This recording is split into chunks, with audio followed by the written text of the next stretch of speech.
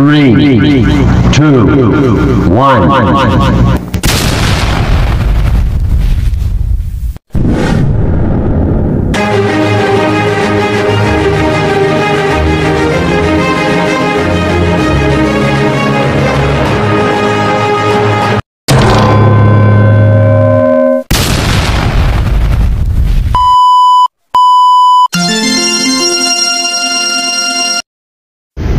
Okay, baliktad po pala yung ating face mask at hindi po natin napansin.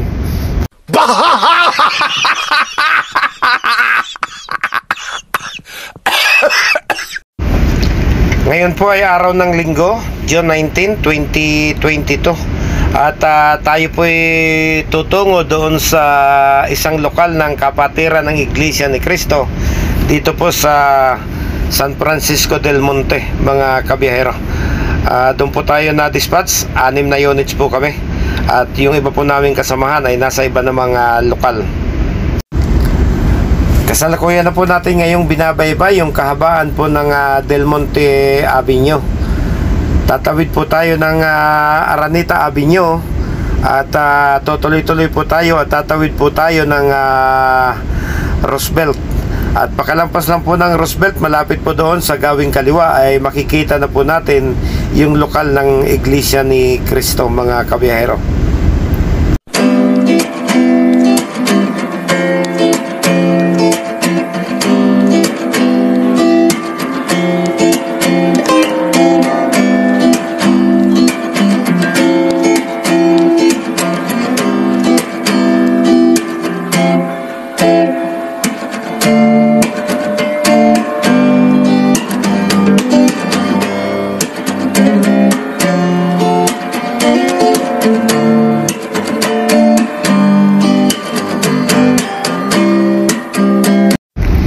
Okay, naririto na po tayo sa loob ng compound ng lokal ng Iglesia ni Cristo dito po sa San Francisco. Makikita po ninyo yung napakagarang kapilya sa aking likuran. At hindi man po ako kasapi ng kanilang samahan. Isang karangalan po bilang isang Pilipino na saan man panig ng mundo na makikita nating mayroong ganitong uri ng pananampalataya. Isang karangalang ito po'y pinasimulan ng isang Pilipino noong taong 1914. At sa maiksing panahon ay naipalagana po niya ito sa malawak na bahagi nitong ating mundo, mga kabiyahero. Bali, 6 na unit po kami ng Gold Line Tours dito sa lokal na ito. At yung iba po naming units ay nasa ibang lokal din naman po, nakadispatch, mga kabiyahero. At hindi lang po minsan, napakarami na pong napakarami na pong beses. At kung ilang taon na pong kinukuha ng INC yung aming serbisyo.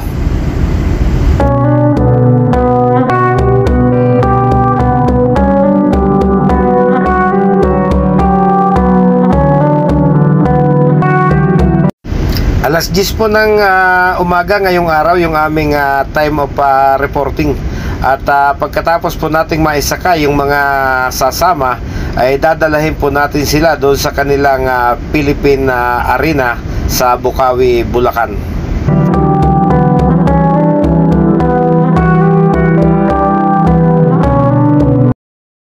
Bago po mag alas 12 ng tanghali, mga kabiyahero, ay marami pa pong ibang unit ng tourist bus mula sa ibang kumpanya ang dumating. Dahil po sa dami ng tao, kinulang po yung 6 na bus ng Gold Line. Kaya't mahigit na po kaming 10 dito sa lokal na ito ng Iglesia ni Cristo, mga kabiyahero.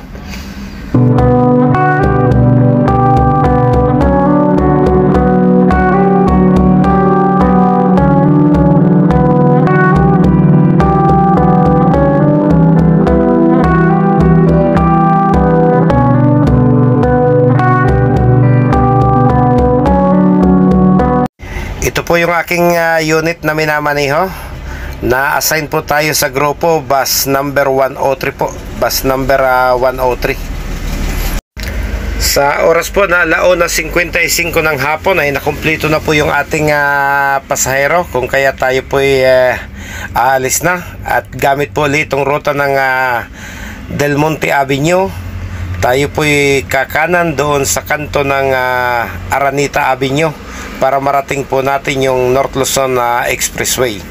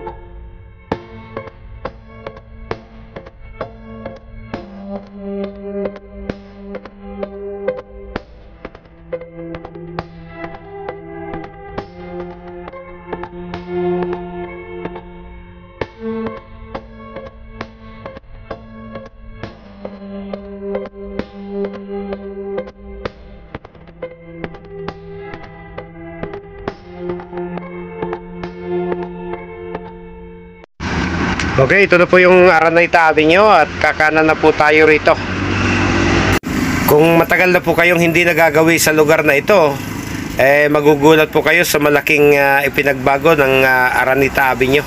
Napakarami na pong poste sa gilid ng kanilang malaking kanal. Dahil dito po dumaan yung stage 3 ng ating Skyway, mga kabiyahero. At kung mapapansin po ninyo, ay hindi pa po gaanong nalilinis yung lugar na pinaggagawa nila ng mga pagkukonstruct nitong mga poste na ito.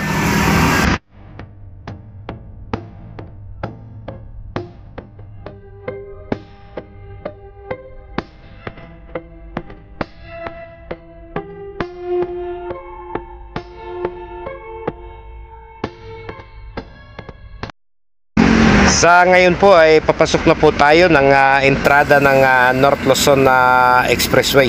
Kung mapapansin po ninyo, buhat po nung ilabas yung kanilang RFID ay nabawasan po ng malaki yung traffic sa lugar na ito, mga kabiyahero.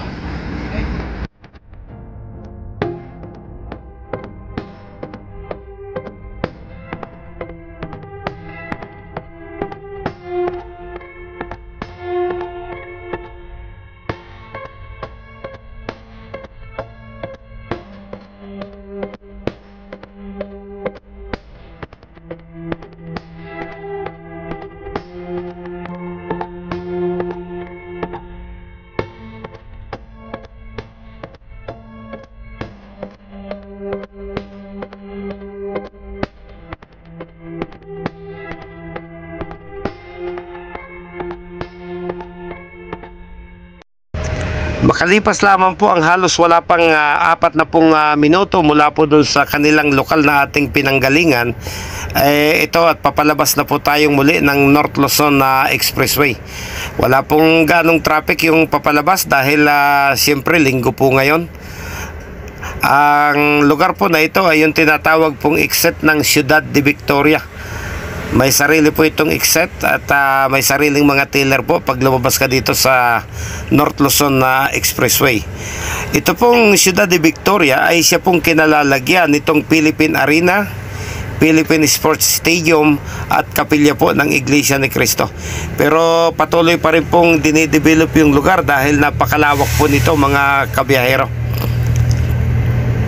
Mayroon din po ditong theme park, yung tinatawag nilang The Garden.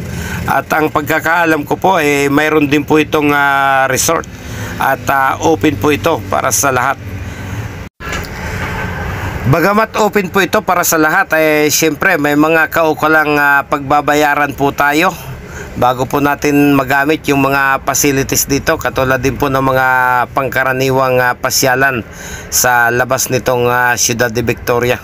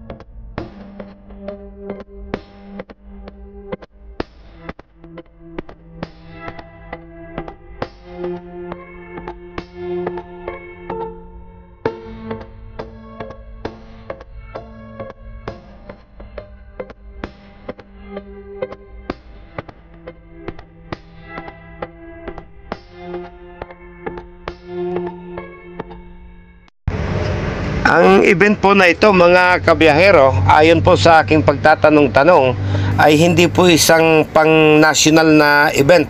Ito po ay para lamang sa lahat po ng distrito ng Quezon City. Pero pagpasok po natin, nagulantang po tayo. Napakarami po ng mga bus at tao na dumating na nagmula po dito lamang sa lokal po ng Quezon City. At doon po sa mga streamer na nakita natin, ang pangalan po nung event na ito ay tinatawag po nilang Welcome Kapatid Ko. Sabi po nung isa na nagpaliwanag sa akin, ito po ay ginagawa nila para sa mga bagong pasok na sinusubok dito sa loob po ng pananampalatayang INC. Ito po yung mga sumailalim sa doktrina, mga kabiyahero. Ayan po, sa gawing kaliwa po natin, nandiyan na po yung ilang mga bus na nauna po sa atin, maliban pa po doon sa mga service na maliliit. Siguro po yung mga may sariling sasakyan ay nagdala na lang po ng kanilang sariling service papunta rito sa Ciudad de Victoria, mga kabiyahero. Ayan, napakarami pong bus, mahigit 1 kilometro po yan. At hindi lang po isang linya yan, kuminsan 3 lanes po yan, at hanggang doon sa likod mayroon pa rin pong nakaparadang mga bus.